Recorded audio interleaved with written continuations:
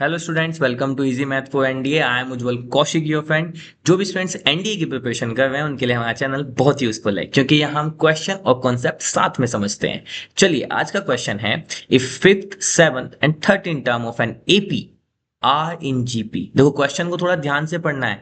कहा है fifth, seventh और 13 टर्म जो है एपी की, अर्थमेटिक प्रोग्रेशन की, they are in GP. Then what is the ratio of its first term to its common difference. चलिए, तो हमें निकालना क्या है, हमें रेशियो निकालना है इट्स फर्स्ट टर्म का। तो फर्स्ट टर्म यानी कि ए और कॉमन डिफरेंस यानी कि डी, तो इनका हमें रेशियो निकालना है, मींस ए बाई डी निकालना है। चलिए, पहले थोड़ा सा कॉन्सेप्ट समझ लेते हैं। जैसे मान लेते हैं कॉन्सेप्ट, अगर हम एपी का समझ रहे हैं, हमें कोई सीक्वेंस गिवन है A1 A2 A3, इस तरह से हमें एन टर्म्स गिवन है एपी की। तो अगर हमें इसकी जनरल टर्म लिखनी होती थी एन, तो वो क्या लिखते थे हम, A plus N minus one into D. ठीक है, एक तो ये कॉन्सेप्ट हम यूज करेंगे।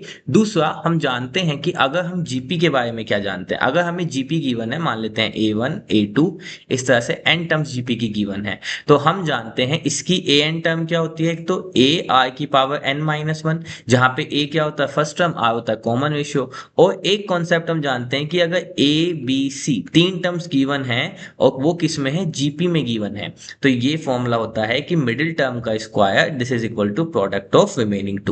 तो अगर ए बी सी तीन टर्म्स जीपी में है, तो बीच वाली का स्क्वायर बराबर होता है उन दोनों के प्रोडक्ट के।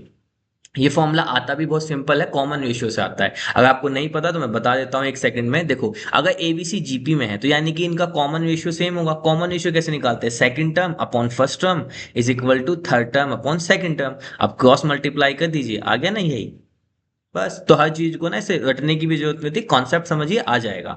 चलिए, अब चलते हैं। अब इसके बाद हमें क्या गिवन है, फिफ्थ, सेवंथ एंड 13 टर्म। तो चलिए यहीं पे ही कर लेते हैं इस क्वेश्चन को। ठीक है, तो यहां पे हमें गिवन है कि फिफ्थ, सेवंथ एंड 13 टर्म्स, ये टर्म्स किसकी हैं, एपी की हैं, और ये किसमें है, आर इन जीपी। ठीक है, कंफ्यूज नहीं होना है। ये टर्म्स तो अर्थमेटिक प्रोग्रेशन की हैं, लेकिन ये सब है किसमें, जीपी में। तो अगर ये जीपी में है, तो विद दिस फॉर्मूला मैं कह सकता हूं कि सेवंथ टर्म का जो स्क्वायर है वो किसके इक्वल होगा, फिफ्थ टर्म के इंटू 13 टर्म के, है ना। With the help of this formula B square equal to A C. बस, और इसके बाद हम एक कॉन्सेप्ट और यूज करेंगे, क्योंकि ये जो फिफ्थ, सेवंथ और 13 टर्म्स हैं, ये किसकी हैं, एपी की हैं। एपी की हैं तो हम nth टर्म का फॉर्मूला लगा देंगे।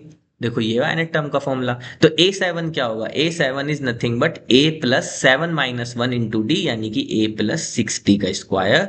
ए फाइव क्या हो जाएगा, ए प्लस 4d। और इसी तरह से ए 13 क्या हो जाएगा, ए plus 12d।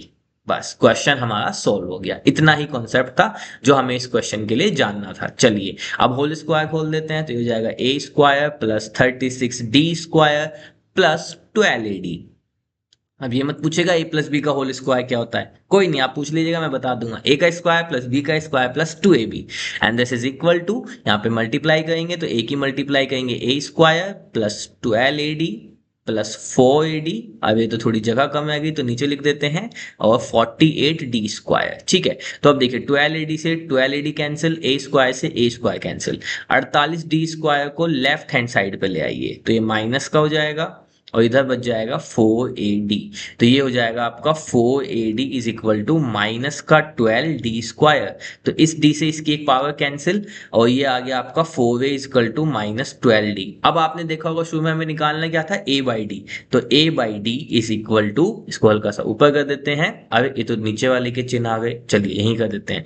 a by d is equal to minus 12/4। तो यहां से हमारा a बाई डी कितना आ गया, माइनस का 3। और यही हमें निकालना था फर्स्ट टर्म और कॉमन डिफरेंस का रेशियो। तो इसका आंसर कितना है, -3। सो -3 option A is our right answer. I hope you all are able to understand the video. If you have still any doubt, you can ask to me into the comment box. Thank you very much. Please subscribe the channel. Be happy.